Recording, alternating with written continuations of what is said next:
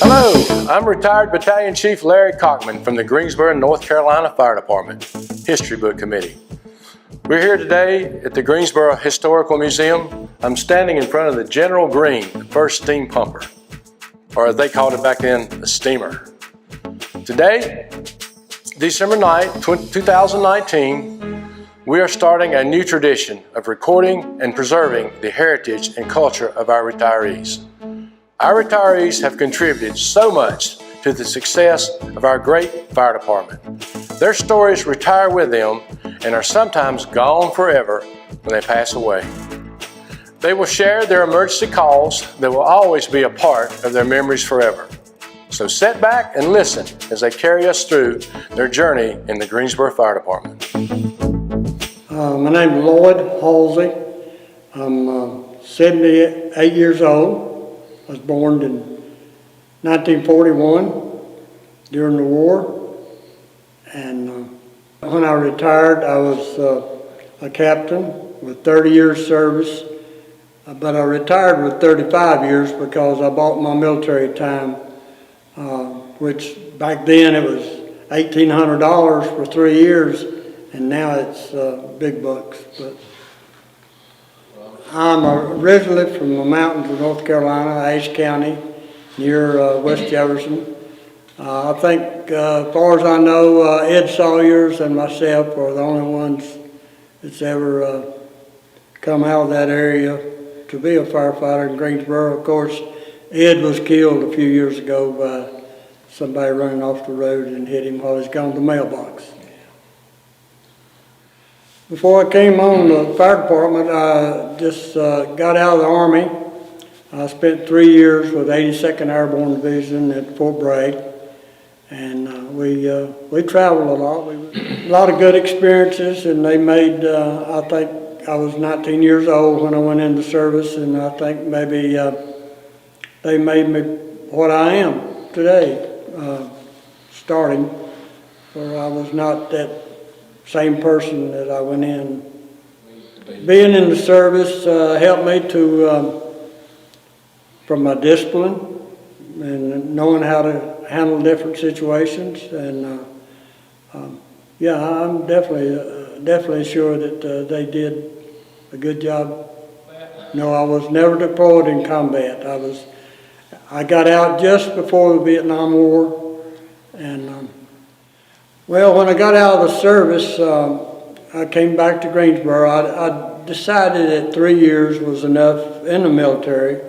I came back to Greensboro, where I started from. After I came back from the mountains, I came back down here, and I went to the Highway Patrol. I went to the Greensboro Police Department, and I went to the Greensboro Fire Department, and Chief Warwick come out, and he asked me a few questions, and he said, "When could you go to work?" He said, well, first of all, he said, "Do you have a high school diploma?" I said, "I do." He said, "Were you in the military?" And I said, "Yes, sir, I just got out of the military." And he said, "When could you come to work if you were hired?" And I said, 1st of July was fine with me, because that was just 2 or 3 weeks out. And he said, "Okay, 1st of July, and that was in 94. Well, that interview, plus I had to go through they were giving good physicals back then. And of course, I was just out of the military, and I was thin, but I was real muscular. And he said, and Chief Boucher came out, and he said, "Well, we're going to send you out to Station 6. He said, "They got some good cooks out there." He said, "They'll put some meat on them bones."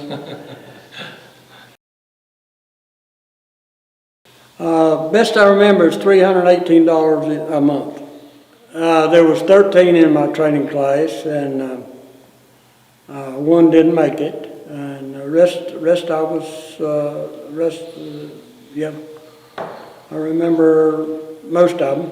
Well, start with is the day was hired, Tommy Morrison and John Wilkerson, we came on, three of us come on at the same time.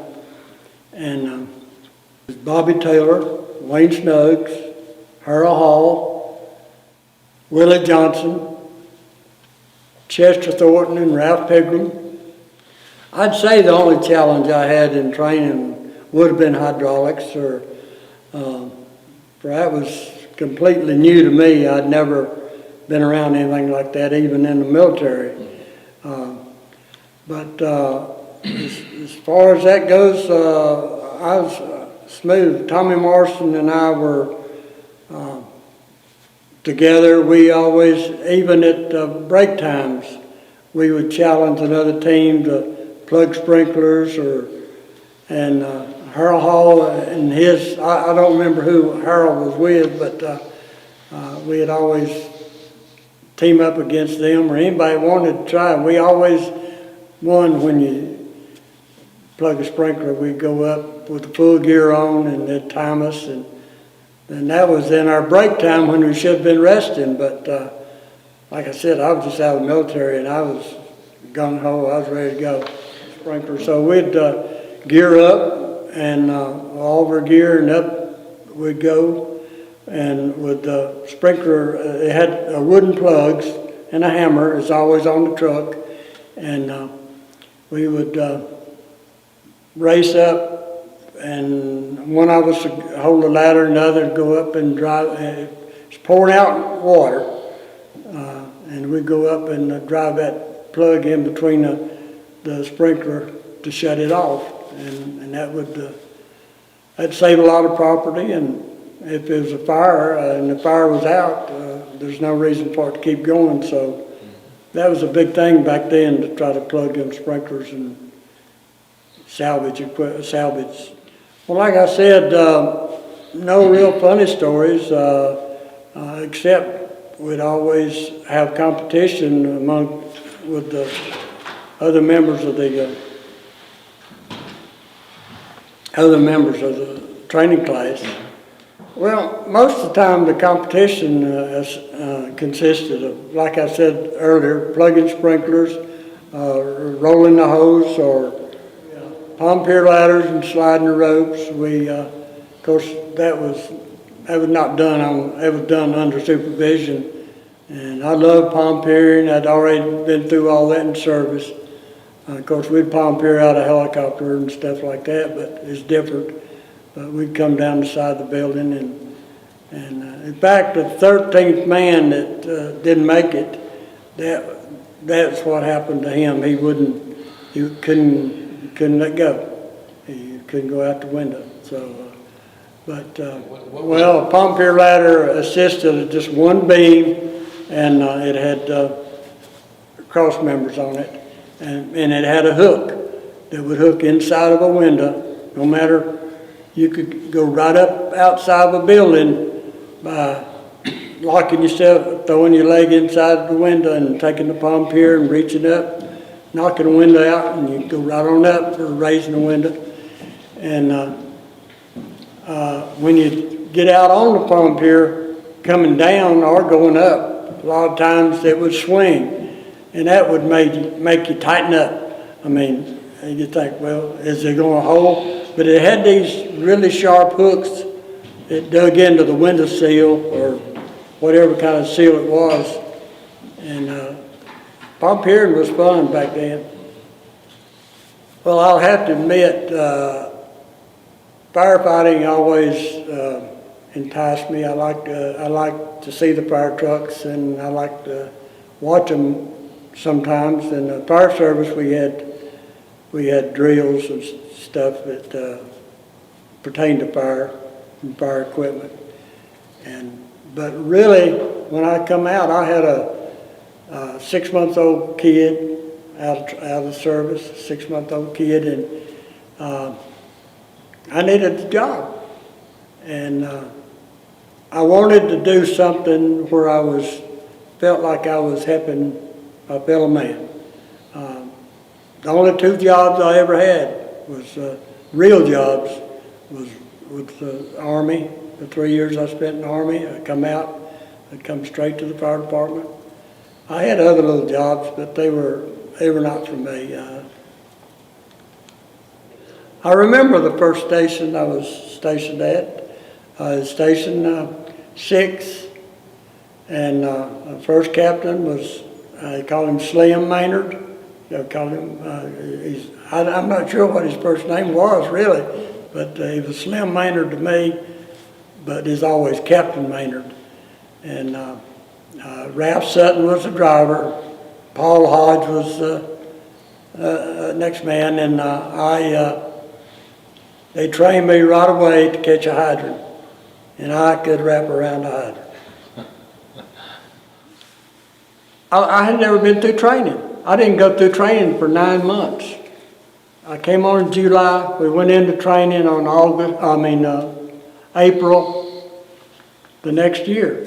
So I never did go through training there for 9 months. So I was ahead of the game as far as a lot of the equipment and stuff went. But I had to learn it out at Station 6. My nickname was Mountain Man, and I actually had 2 names, Mountain Man. Some of them called me Mountain Man, and some of them called me Hillbilly. But I didn't have a problem with either one, because I'm proud of my heritage from the mountains, and like I said earlier, Ed Sawyers was another one from up there. Yeah, well, that's right, he was Indian. He was Indian, and Ed and I went back a long ways. We used to double date together back before I went in service. And there's a funny story about that if you want to hear it. Yeah. Ed Sawyers was from the mountains also, and I have a story about that. He and I double date, and we were dating sisters. Their last name was Fitzgerald. I don't remember the first name, but they lived across the New River, if you're familiar with the New River running through the mountains. And to get to them, you had to drive all the way to Piney Creek or around the side of the mountain to get to them, or they would come across the river in a boat. So we'd already had this arranged by telephone, and we'd pull up there on a Saturday or whenever it was, Saturday evening, and we'd blow the horn, and they'd come down to the river, get in the boat, and they'd pole that boat all the way across the river, and then they'd tie it up. We'd go to town to the movies or whatever happened, and we'd take them back home that night. We'd let them out, and they'd go down to the boat, and it was dark. There was no light, and you could hear them going across the river. You could hear the oars hit the side of the boat once in a while, and when they get to the other side, they'd holler, holler if it's okay. So if they hadn't been okay, I don't know what would happen. Well, there's a lot went on, but I'll tell you one story that about got us in trouble, but, well, it did get us in trouble, but the chief got us out of it, I guess you might say. The older guys will remember at Station 1, after I went through training, I come out and I went to Station 1 on Truck 1, and we were all mischievous. Had in our spare time. We had this meter maid. Her last name was Garcia, and she'd always like to eat with us. We'd feed her, wouldn't charge her anything, and she loved to stop and talk and eat with us. And she had this, it's a scooter, but it was closed in. So she'd always park it outside. So one day this is before well, you're going to erase this anyway.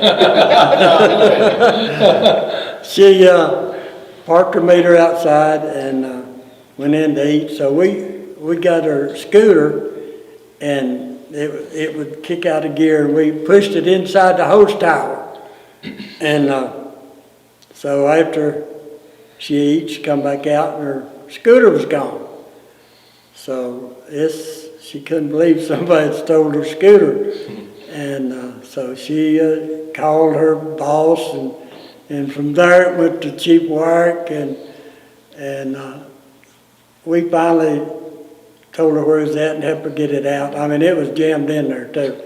And so Chief Warwick come out on the floor, and he said, I don't want to know who did it. I don't want to know, but we're not going to do this anymore. So that was probably the biggest prank that we ever did. But the pranks go on and on. I guess the reason firefighters do pranks is just to relieve stress and little spare time on your hands. 24 hours. You're young and you're wide open. You're more anything you could pull on X. I remember one time, I hadn't thought about this till you asked me, but we had Richard Cates.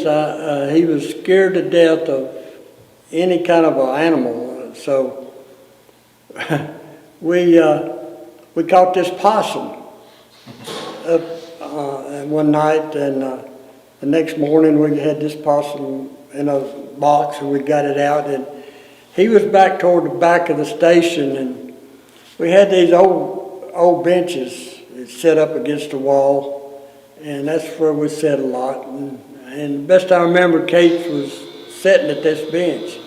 Well, anyway, I'm not saying who did it, but anyway, we come out with this possum and showed it to him, and he said, "You get it away, don't bring it," you know.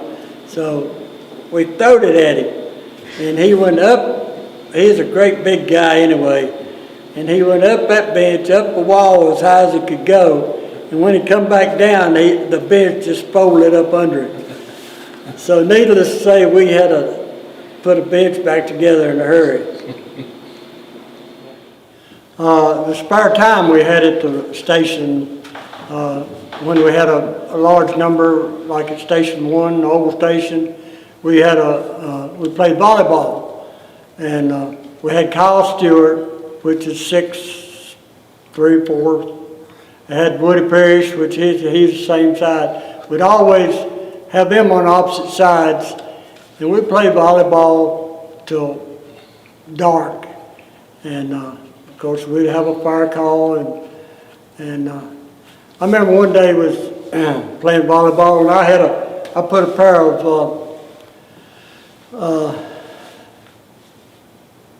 softball shorts on. We played a lot of softball. You remember when we played softball? And we was out there playing, and it didn't dawn on me when I got on the call. And I went up a ladder. I had those softball shorts on. And that's back when before we had turnout gear, and with the boots. And I had to pull my boots up, but I was showing softball shorts. And but probably the best story about extra activity when we had downtime. This was on Sunday afternoon, Saturdays, after we got the cars washed and everything. We'd get together, we'd play. We had enough to play two teams, team on each side. And we tried to never have the same except Woody and Kyle. And we'd play that. Then if it's bad weather, I can remember Carl Eller for one, Chief Eller. He was, as when he was a captain, and we'd put all the beds up at the new station. We'd put all the beds up, and we'd play crab soccer. And if you've ever played crab soccer, that's where your hands are behind you and you're walking like a crab. And the next day, you wouldn't be able to get out of bed. But that was two of the main things we played as teams against each other. It was crab soccer and volleyball. I was on probably the first time the union was represented or tried to make an impact. So Chief Warwick come out on the floor and he said, all men on the floor. Just come over the speaker. So everybody got out there and Chief Warwick made his speech about, said, we're doing the best we can for you all. Why you want to join the union, I don't know. Anyway, he said, any of you want to join the union, put your equipment here and you're dismissed. So, needless to say, I didn't put my equipment out. So that was the beginning of the union, but it started from there. It took a while. Yeah, we had some good cooks at the fire station. We had a lot of good people who can make good coffee. That's what a lot of the guys like is coffee. I never did do much coffee drinking, but you always had to have a pot of coffee for somebody to come in off the street. And I remember for years there, we'd serve 20, maybe 25 people. Insurance salesmen, police officers, meter maids. Yeah, they'd come in and have coffee and they'd eat with us and we'd serve them spam and keep right on going. I thought so. Well, I was good at, I had a lot of fish fries. I could do fish. I loved to fish, and we'd catch fish and we'd come and cook them for the guys. And I could make biscuits good. I could make,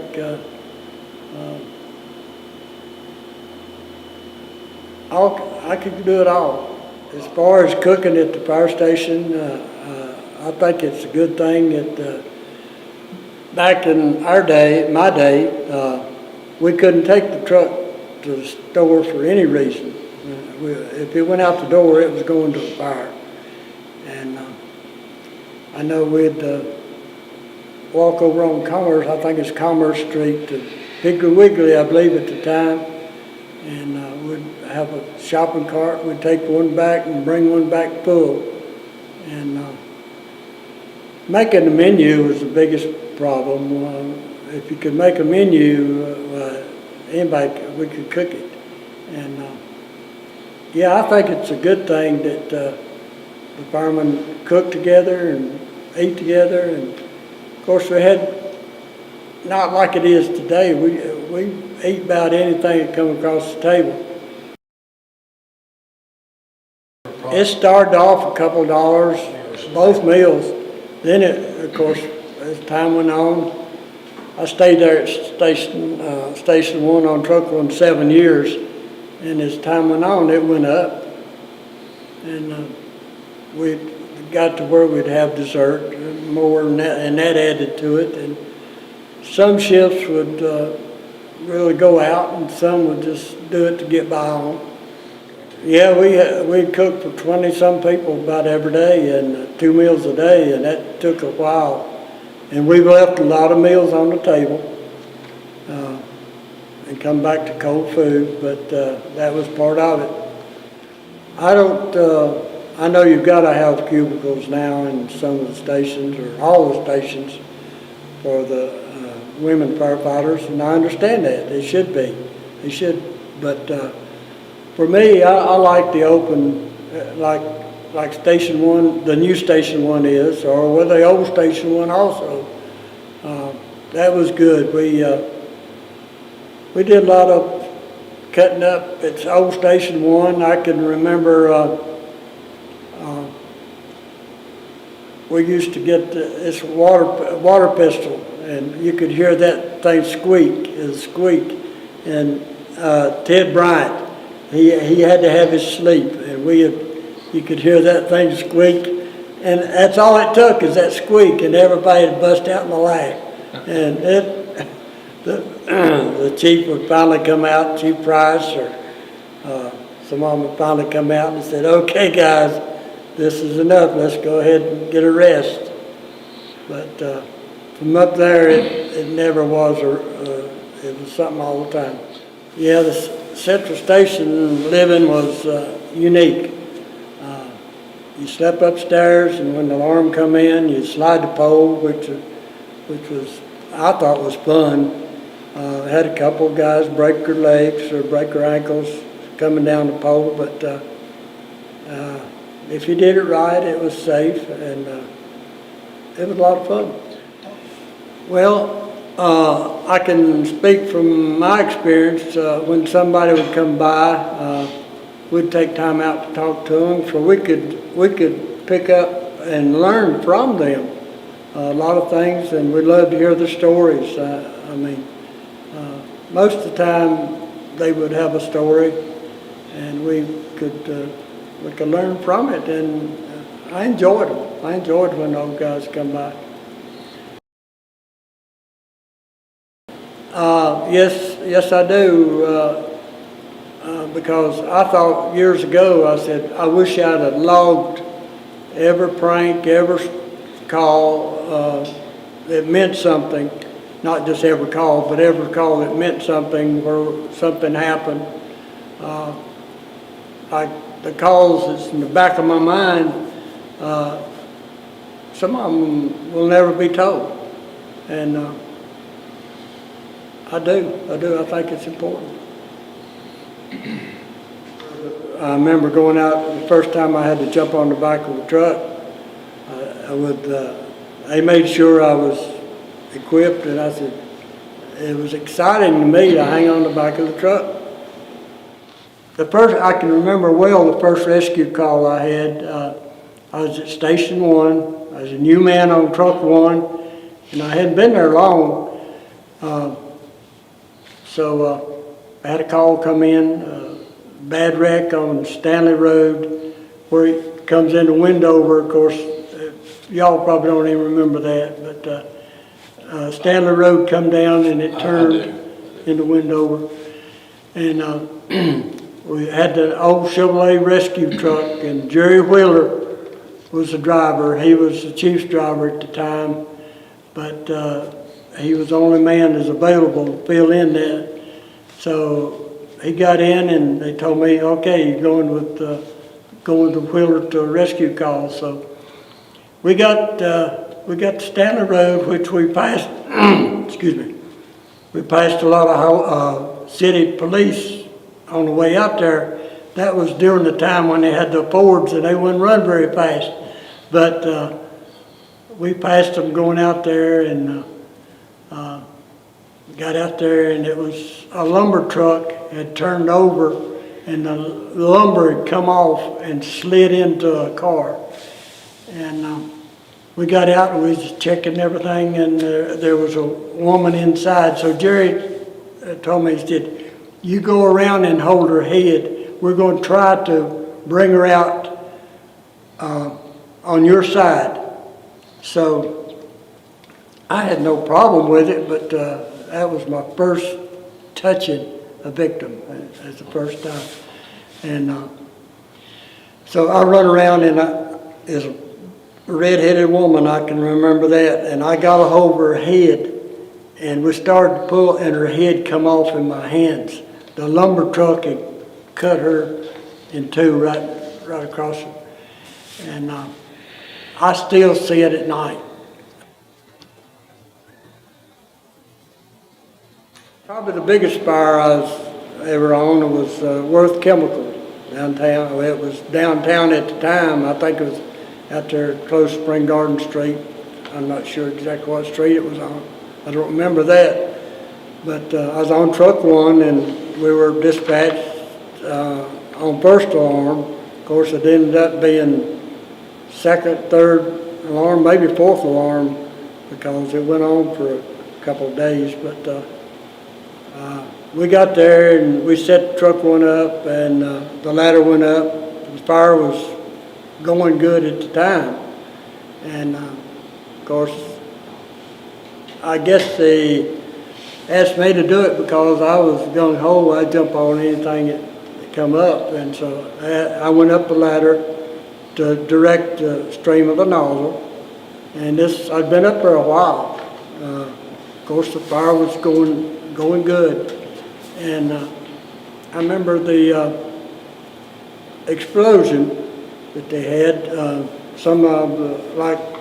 My friend Arlie Reese, he lived miles away, and he said he could see it when it exploded, for it lit up the sky.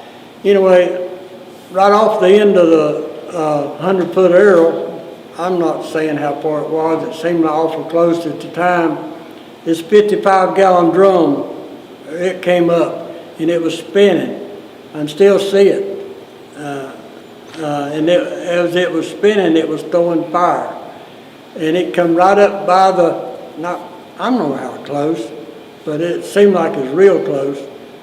And I remember it didn't take long to get me off the ladder and get the arrow down and get it moved, because they had to replace it because it was too close. Well, one of my calls sticks out in my mind. It's a good friend of mine. He was the driver on Truck 1, and we responded over on Elm Street to a house fire. And when we got there, Ted and I went inside, for it was burning, but we still went inside. It said somebody was inside.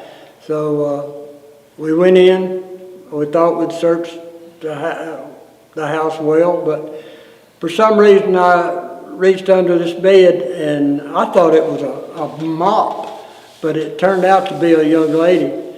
And we got her out. Of course, it was too late. She was already burnt real bad. So that sticks to my mind. In my mind, and they go on several calls later. They just call after call that something happened. I can remember I was driving on the snorkel down to Engine 4, and we rolled out to a house fire. And when we got there, the house was it's a big 2-story house. It was totally involved, and it was so hot that it caught the 2 houses on both sides. They were on, the ends of them were already burning, and it was so hot that the telephone pole across the street from radiant heat, it caught it on fire. And we thought we was going to lose a whole block, but we finally got it knocked down, and it was quite a deal down there. That's one of the residential fires that always stuck in my mind. Well, they come ask me if I would like to be a driver on the snorkel, which is a new piece of equipment as Chief Warwick's baby. He wanted to be the first one in the state to have a snorkel, so it was like a ladder truck, but it had a basket on the end, and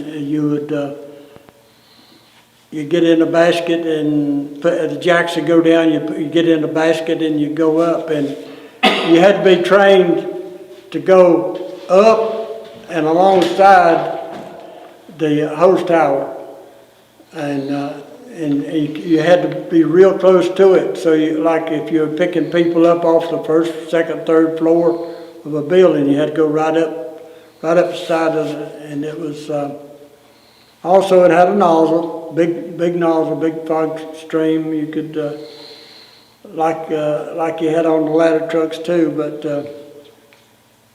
it was quite a piece of equipment. I had a lot of guys that helped me along and helped me with different things, and then I felt like I passed it on to other guys. And I'd have to say it'd have to be Jay Lewis, probably. My hat's off to Jay Lewis. He was my driver when he had the heart attack.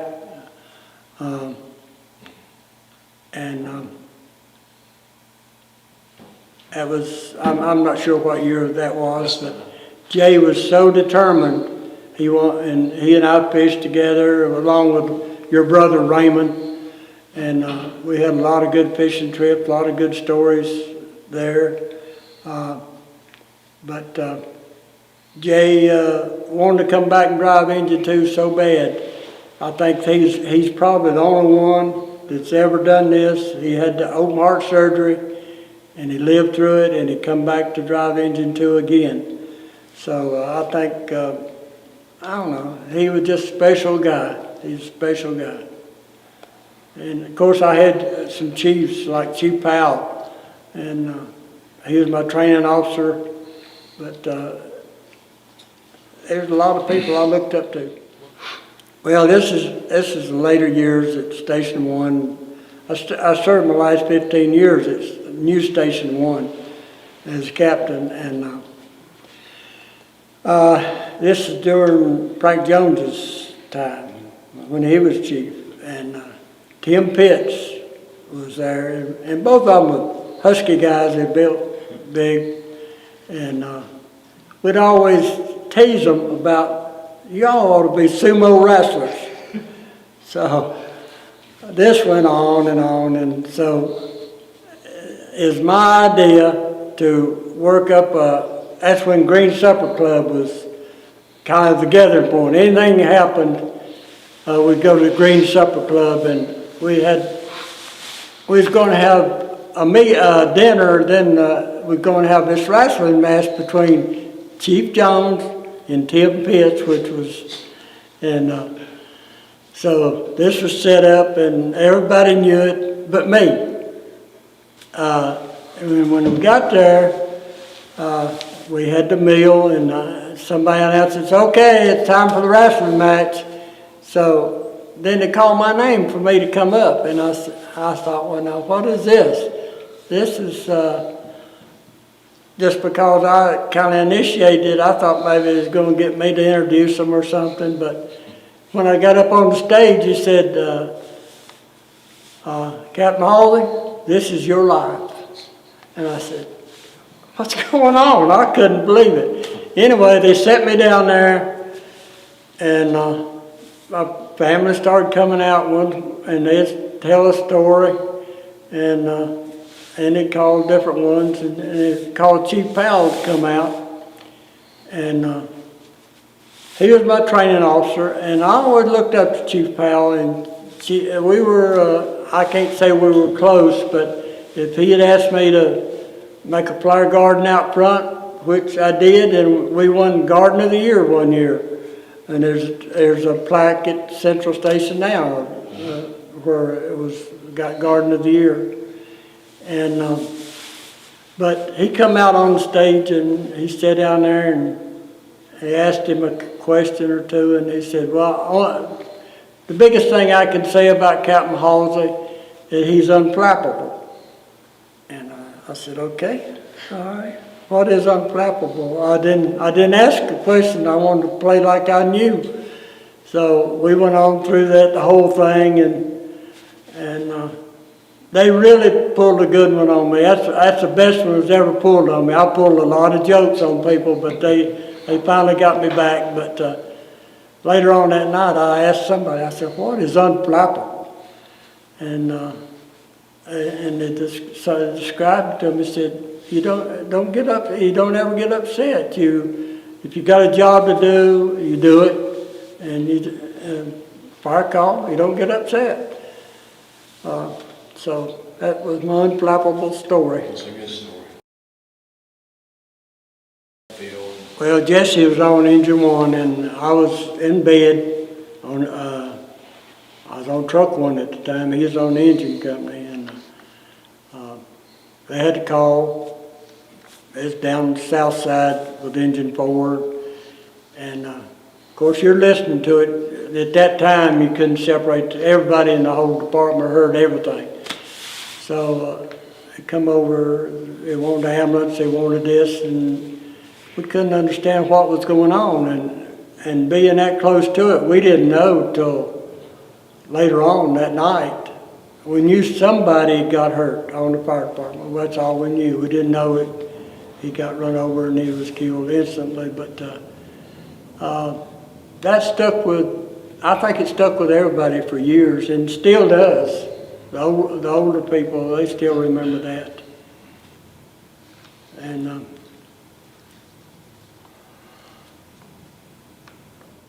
I work with female firefighters. Deanne Staley, they was at I think maybe she was one of the first who was ever hired, and Deanne was good firefighter. I mean, I didn't have a problem with them. My career, I'd do it all over again. I don't know, I had mixed feelings, and I've passed this on to other firefighters, and some of them have gone on to be assistant chiefs, and I told them, I said, if you will do what I tell you, you can go right up the ladder. But I said, I chose to work part-time. I had a landscaping crew. I worked probably 30 different firemen through those years. And sometimes I wish I had gone on and furthered my education. But I feel like I was a mentor to a lot of the guys that went on to be chiefs, and they thank me till this day. That well, if I had a few things for the department to remember me as, I'd want them to remember me as somebody they could count on, somebody they could trust, and that would come to me for advice in my later years. And well, as far as my family, what I like them to remember, that I was a good dad. We did things together. I had 2 sons, and a lot of the older guys can always say, you all were just like three kids, 3 boys growing. He said, you grew up as they grew up. We learned to ski. We learned to I taught them how to barefoot water ski, snow ski, hunt, and I tried to expose them to everything I could. But I wasn't exposed to this when I was growing up. I was exposed to hard work. I was raised up on a mountain farm. But I'd like for them to remember me as a good dad. I can say one thing about the fire department and the people I worked with, that I don't understand why I was blessed so well, and I made captain, and I was captain for over half of my years on the department, and I was pallbearers for so many of them that I went through training with, and friends of mine, dear friends, and a lot of them left too soon, and I'll always remember them, and I cherish the time I got to spend with them. Like I said, I was pallbearers for too many of my friends. Well, I got one little story about the old timers. I never saw this. This was before my time. Chief Warwick, he was on the department a lot of years, and I'm not sure, but he's the one who did this or had it done. They brought a donkey in and took it upstairs to the bedroom, Station 1 one night, and the stories that I've heard is some of them got in trouble over the donkey story. We hope you enjoyed watching these documentaries. It was our goal to share and preserve the memories of our retired Greensboro firefighters. It is our desire that these documentaries will inspire future generations to continue the brotherhood, sisterhood, and camaraderie while always striving for excellence in their careers. While fire apparatus, equipment, and technology have improved, several things will always remain the same. The courage and bravery it takes to mitigate natural and man-made disasters will always be a part of the job. Although our retirees are no longer a physical part of the GFD world, A giant piece of each retiree's memories have been shared with you today. These memories will be in their hearts and minds forever. A special thank you goes out to Captain Harold Haney for his many long hours of recording and editing. Thank you, Harold. A job well done.